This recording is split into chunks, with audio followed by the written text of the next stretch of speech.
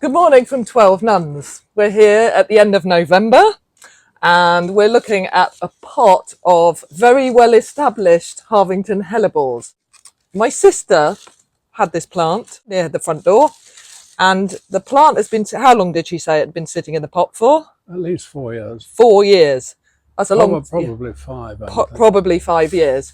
And so we're looking at this pot and we're thinking, it's the end of November, these old leaves are looking a bit tatty, and so we just thought we'd give you a little bit of an insight into how we would approach dealing with this pot plant. The question I used to be asked a lot years ago was, is it a good idea to cut off hellebore leaves? Yeah. And I think the answer to that is, these hellebore leaves have done a great job during the course of 2025 Yeah. And are beginning to look a little bit tired. Yeah. And have probably stopped functioning really well. It's the end of the season. There's very little photosynthesis going on at this time. Any work that these leaves have done have resulted in the roots below now containing all the food that these leaves produced. Yeah. In other words, during the summer growing season, these plants are a factory, and the factory production goes down the stems of the leaves into the roots, where the food is stored, ready for a new season of growth. But we're looking at these plants and we do this, we part them like this, and we can see hope, can't we? Yes. And this is the hope for next year. So this is the early part of January, February and March is what we can see here, right inside here. And these buds are so exciting, aren't they, to see? And we want to open up the crown of the plant so that we can really see the flowers and those buds forming. And so quite simply, we're snipping off the foliage, but it's really important to cut them as close as you can to the crown to minimise any rotting off of any of those stalks. We cut them quite tight, don't we, into the crown of the plant. So I'll snip, snip, snip away.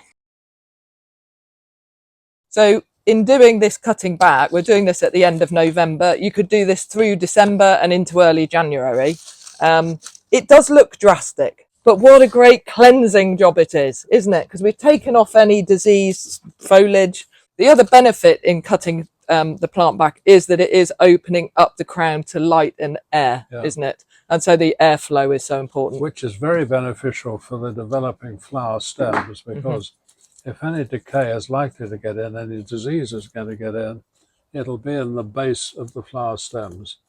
A disease called botrytis tends to get into the base of the flower stems sometimes, especially if it's very humid around the plant during the early part of the year. Yeah. But doing what you've done here means that light and air can flow through the plant and all will be well.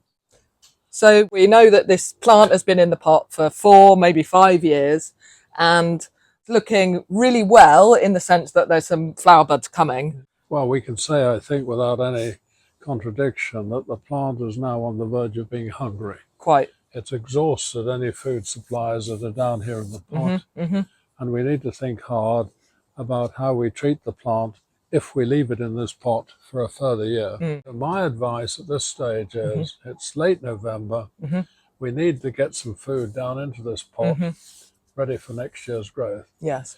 And I would do that with slow release fertilizers. Yeah. So one of the things I might want to do is to take our old familiar product known as bone meal.